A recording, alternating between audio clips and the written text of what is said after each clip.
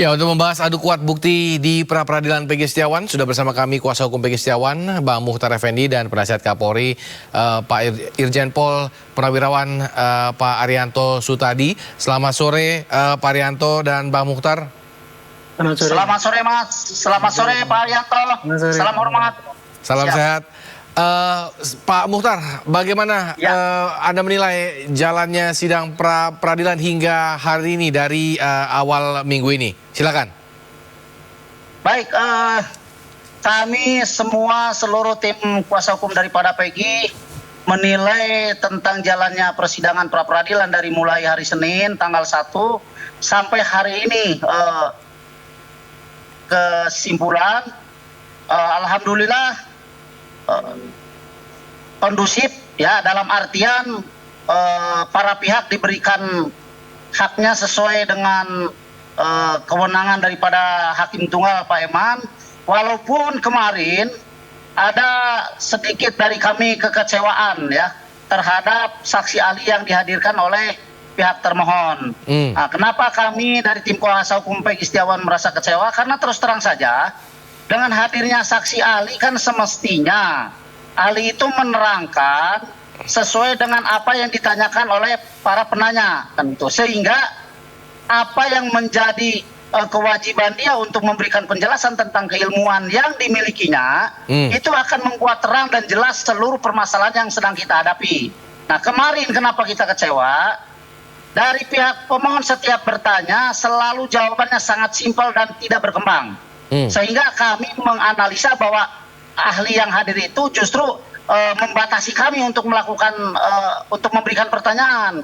Nah, yang menjadi sorotan kami kemarin adalah bahwa setiap kita bertanya, ya, ahli kemarin selalu menjawab, sudah saya jelaskan di awal, sudah saya jelaskan tadi, kemudian 2 alat bukti cukup, atau yang penting 2 alat bukti cukup. Nah, sehingga pada saat kita melakukan pertanyaan, memberikan pertanyaan, kemudian jawabannya seperti itu, bagaimana pertanyaan kita sebagai tim kuasa hukum Peggy bisa berkembang, sehingga ilmu yang kita gali dari beliau itu tidak tercapai, karena dengan adanya pembatasan seperti itu ya sudah, saklek akhirnya kan begitu. Maka kami merasa kecewa. Demikian. Oke, Bang Muhtar, ini 2 alat bukti yang selalu diinformasikan oleh saksi ahli itu apa sih waktu itu?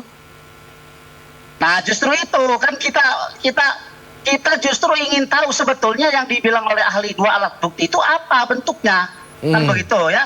Bahkan kemarin saya sempat bertanya, ijazah, KTP, kartu keluarga, kan begitu. Itu menurut ahli adalah bukti petunjuk. Nah, saya tanyakan, petunjuk buat apa? Apakah petunjuk untuk seluruh tindak pidana, atau bukti petunjuk untuk tindak pidana pemalsuan dokumen atau pembunuhan? Nah, jawabannya ya kalau dianggap memang bukti petunjuknya dianggap cukup oleh pihak penyidik, ya sudah cukup katanya begitu. Jadi kan jadi bingung kita nih, mau kok justru kita bertanya itu ingin menggali ilmu beliau lebih dalam. Ya. Nah, karena terus terang saja kehadiran ahli itu bukan saja untuk menggali fakta-fakta atau keterangan-keterangan beliau di persidangan, tetapi juga untuk memberikan pencerahan-pencerahan kepada kita sebagai penanya. Demikian. Oke, termasuk kalau nggak salah akun Facebook ya yang ditaruh menjadi alat bukti ya oleh Polda Jawa Barat, seperti itu ya, Bang Muhtar? Betul, ada di antaranya salah satu akun Facebook yang kemarin menjadi menjadi topik pertanyaan, ya, baik dari kami sebagai pemohon maupun dari pihak kepolisian daerah Jawa Barat sebagai termohon. Baik. Pak Arianto, seperti apa Pak Arianto melihatnya sampai ini hari ke-5 berarti ya dalam mulai pra-peradilan terkait dengan kasus Peggy ini, seperti apa Pak Arianto? Ya, kalau saya melihat dari yang hari pertama sampai terakhir kemarin, ya saya lihat semua bersemangat, ya.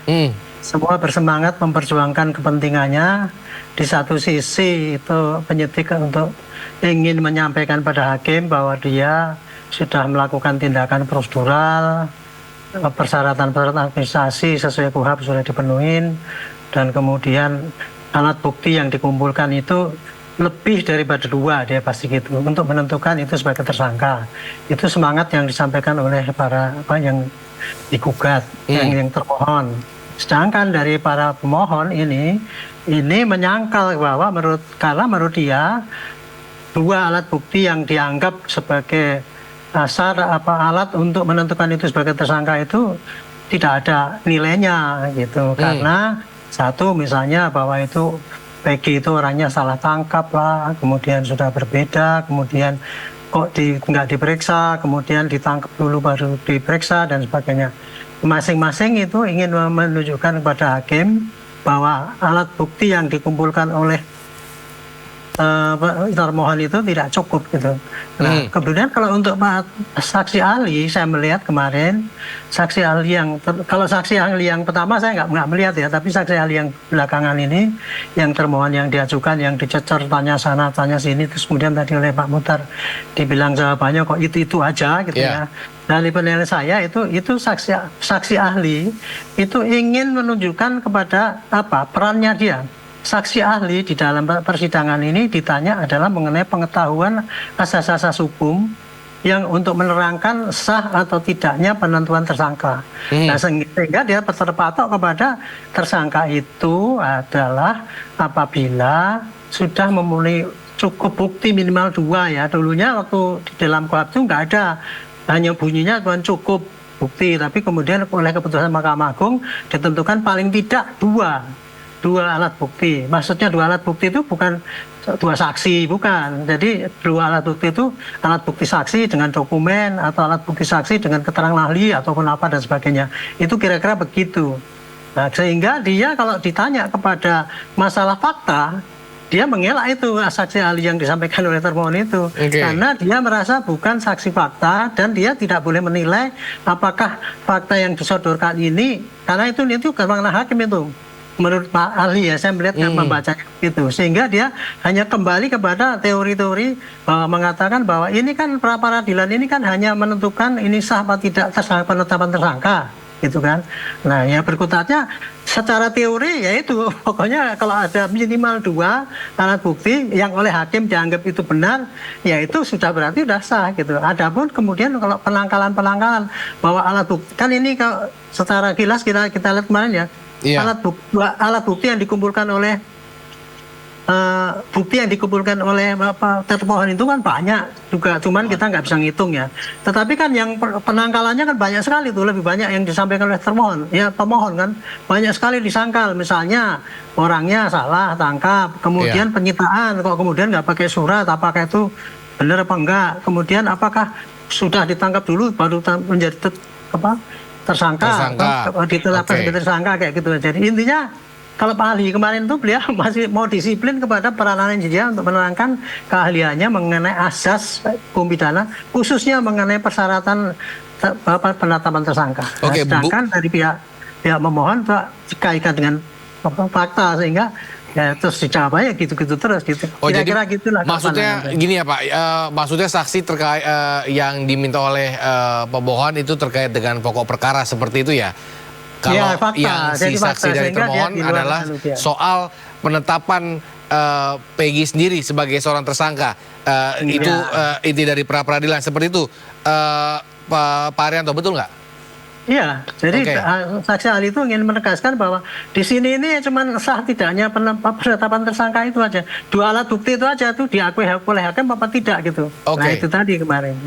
Meskipun berarti dengan tadi yang ditanyakan atau sempat diutarakan oleh kuasa hukum bahwa surat-surat ini, ijazah ini, Facebook, apakah itu bisa dijadikan alat bukti dalam menentukan Peggy sebagai seorang tersangka, apakah begitu adanya Pak Arianto? Ya itu namanya kan penafsiran. Kalau misalkan ini faktanya gini, ini termasuk dalam sebagai alat bukti apa enggak? Itu yang menentukan, itu yang berhak mengatakan ya tidak itu hakim. Tapi kalau seorang saksi ahli nggak bisa mengatakan oh ya ini bisa, ini tidak, ini nggak sah, buktinya kurang gitu, atau nggak qualified gitu. Itu tidak pada kapasitas seorang saksi ahli di dalam pra peradilan itu menerangkan itu. Gitu. Mungkin itu ya pendapatnya Pak saksi ahli kayak gitu. Saya lihat karena kalau ditanya begitu dia jawabnya begitu, ini berarti saya melihatnya seperti itu. Baik, Bang Muhtar, gimana Bang Muhtar? Bahwa sebenarnya mungkin kasarnya tudingan atau pertanyaan dari kuasa hukum pada saat saksi ahli itu sebenarnya salah tempat seperti itu? Ya, justru begini, Mas, mohon izin Pak Arianto, mohon izin. Jadi kemarin kenapa tadi saya utarakan di depan bahwa pertama ahli itu selalu muter-muter jawabannya sekitar 2 alat bukti dengan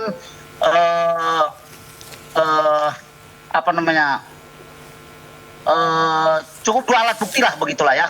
Intinya begitu. Kemudian yang satu lagi sudah saya jelaskan tadi kan begitu. Itu jawabannya yang selalu muter-muter di sana.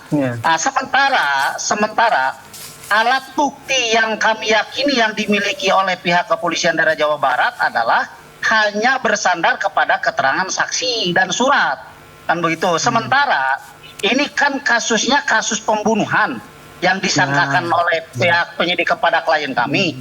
Mestinya bukti itu baik secara tertulis disampaikan dalam jawaban termohon maupun diterangkan oleh ahli bahwa alat bukti itu adalah alat bukti yang bersentuhan langsung atau yang ada korelasinya dengan tindak pidana pembunuhan. Seperti contoh, kan di dalam putusan ya nomor 4 tahun 2017 Pengadilan Negeri Cirebon disebutkan bahwa korban Eki itu ditusuk Samurai. atau disabat oleh pedang ya, oleh samurai pendek oleh Peggy alias Perong. Nah, kami ingin melihat mana tuh samurainya, atau paling tidak kalau tidak di bawah samurainya karena ini bukan di dalam katakanlah bukan persidangan pokok perkara, tapi paling tidak si termohon ini menyampaikan di dalam jawabannya begitu. Ini malah mereka lebih menitik beratkan kepada keterangan saksi dan surat. Bahkan kemarin pun waktu kami bertanya kepada ahli, apakah ijazah itu memang bukti petunjuk untuk kasus dalam tindak pidana pembunuhan? Nah, seolah-olah ahli ini menggiring bahwa betul itu, karena bukti surat sudah mencukupi, kan begitu. Ini justru yang menjadi sebuah keheranan dan kebingungan buat kami. Sementara yang dituduhkan kepada klien kami adalah kasus pembunuhan yang bahkan pasalnya pun sangat luar biasa diterapkan untuk klien kami, yaitu 340 ya, pembunuhan berencana kan itu. Ini kok malah buktinya itu menitik beratkan di surat. Baik. Ya kan begitu. Ini yang menjadi kenapa kami bilang kami sangat kecewa ya. Baik. Karena mohon maaf, harusnya ahli itu ya, walaupun kami juga maksudnya tidak menghendaki bahwa ahli itu berpihak kepada kami, tapi paling tidak dia menjelaskan sesungguhnya alat bukti yang harus disiapkan atau dibuktikan oleh pihak kepolisian daerah Jawa Barat sebagai termohon dalam kasus pembunuhan ini adalah alat bukti yang benar-benar punya korelasi dengan tindak pidana pembunuhan. Bukan dengan surat, kan begitu. Ya, surat itu kan hanya alat bukti pelengkap saja. Karena contoh begini, apakah ada orang yang katakanlah sampai sejauh ini saya belum pernah lihat orang yang mati atau meninggal karena ijazah gitu ya, entah dipukulin oleh ijazah atau bagaimana kan gitu. Jadi ini hal yang justru tidak diungkapkan secara jelas oleh ahli. Baik. Ya begitu. Baik. Pak Arianto, seperti apa Pak Arianto? Terkait juga apakah Anda sendiri menilai bahwa saksi Polda Jabar yang dihadirkan memang kompeten dalam kasus pra-peradilan ini, Pak Arianto? Kalau untuk saksi ahli di dalam pra-peradilan, ya pandangan saya ya memang begitulah peranannya itu, Pak. Karena di sini ini kan masalahnya kan bukan pada pokok perkara. Kalau di dalam pokok perkara itu dia menjelaskan bukti-bukti itu pasti yang berkait dengan apa buktinya ini cukup apa enggak untuk apa terkait dengan masalah pembunuhan, misalkan itu berencana dan sebagainya, apakah ini masuk unsur perencanaan apa tidak. Nah, dia bisa memberikan kejelasan itu. Tapi kalau ini yang dikejar di dalam pra-peradilan ini bukan untuk membuktikan bahwa si Peggy itu ikut membunuh, enggak, belum sampai situ. Tapi baru pada Peggy ini termasuk di dalam tersangka yang mempunyai alat bukti 2 yang cukup untuk dia dijadikan sebagai tersangka dulu. Nah, nanti pelengkapannya itu adalah dengan rangkaian berikutnya dan kemudian penyitaan bukti yang lain-lain dan sebagainya, itu kemudian nanti itulah yang nanti akan digelar lagi di pengadilan. Itu pemahamannya daripada Polda Jabar ya, sehingga dia cukup puas dengan kesaksian saksi ahlinya itu gitu. Sementara dari pemohon itu maunya kan ini kan apa itu buktinya itu kan nggak berkualitas, kasarannya kan kayak gitu. Nah, masalah ini nanti yang akan menilai adalah hakim. Apakah keterangan daripada termohon di backup oleh saksi ahli itu cukup meyakinkan dia bahwa itu kurang kualitas?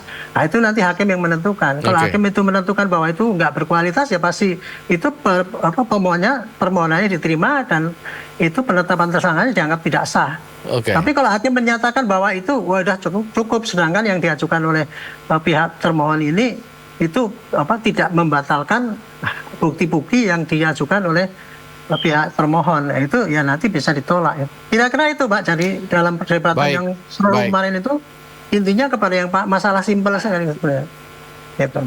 Pak Arianto terakhir, untuk Pak Arianto apakah kira-kira Peggy akan dibebaskan atau tidak untuk hari Senin mendatang kira-kira? Saya tidak bisa menentukan pasti ya, karena ini kan masalah penafsiran Pak, penafsiran fakta dengan teori gitu loh, dan itu yang bisa merasakan hanya hakim yang berpengalaman. Gitu. Kalau kami sendiri nggak bisa menentukan ini pasti menang, pasti enggak gitu. Kalau saya melihat bukti yang diajukan oleh Polda ya kelihatannya udah memenuhi syarat. Tapi dengan melihat sanggahan-sanggahan itu apakah ini kemudian dianulir oleh hakim, itulah masalahnya gitu. Jadi tunggu aja kepada keputusan hakim nanti. Baik, terakhir Bang Mukhtar, bagaimana kesiapan dalam putusan Senin mendatang? Kami mempersiapkan segala kemungkinan ya untuk nanti putusan hari Senin yang akan datang itu. Kemungkinan apakah kami menang ataupun misalkan ya kami memang diposisikan, kalau kami bilang diposisikan di tempat yang kalah kan itu kami pun sudah siap. Tetapi keyakinan kami ya insya Allah dari sejak awal gugatan pra peradilan ini kita ajukan ya sampai proses persidangan sampai hari ini waktu kita menyampaikan kesimpulan, insya Allah selama yang mulia Bapak Hakim Tunggal Pak Eman memegang konsistensinya dan menjunjung tinggi integritasnya terhadap penanganan kasus ini, insya Allah kami akan mendapatkan apa yang menjadi harapan besar kami, yaitu menang dalam pra peradilan itu. Sehingga kami bisa membebaskan klien kami dari segala tuduhan yang menurut kami tetap sampai saat ini berkeyakinan tuduhan itu adalah tidak berdasar. Ya, baik secara bukti, fakta maupun secara landasan hukumnya. Demikian. Baik. Siap. Terima kasih Bang Mukhtar, Pak Arianto. Terima kasih. Kita tunggu Senin mendatang bagaimana hasilnya dari PN Bandung, Jawa Barat. Selamat sore. Salam sehat.